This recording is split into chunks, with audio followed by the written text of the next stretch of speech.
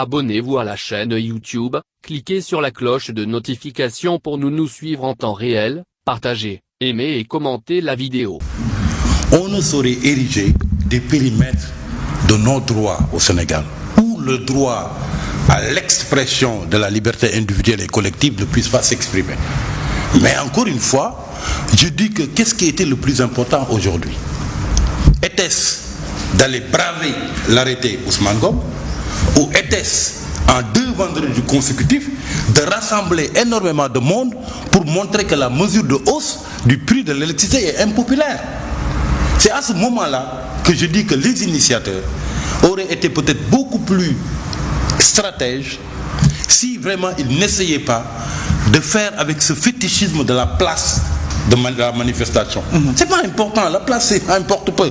Ce qui était le plus important aujourd'hui, c'était qu'il y ait autant, sinon beaucoup plus de monde que ce qu'on a vu vendredi dernier, pour envoyer un signal fort comme quoi la mesure est impopulaire. Maintenant, pour en revenir à l'arrêté Ousmane Ngom, il faut dire que ce qui s'est passé avec le coup d'éclat des Guy Marius Sagna et compagnie, et qui leur vaut aujourd'hui leur emprisonnement, c'est une conséquence indirecte et peut-être lointaine d'une mesure qui a été prise par le président de la République à la surprise générale des Sénégalais.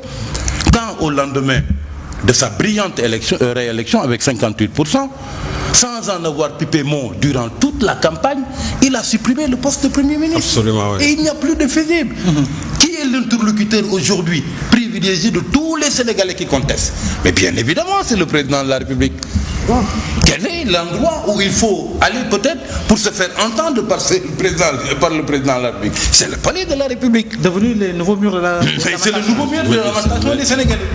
Parce que tout simplement, il y a quand même un Premier ministre qui était... Et d'ailleurs, depuis lors, on s'est rendu compte que c'est difficile pour le président de la République de faire face à un certain nombre de situations. En début d'année, qu'ont dit les syndicats d'enseignants?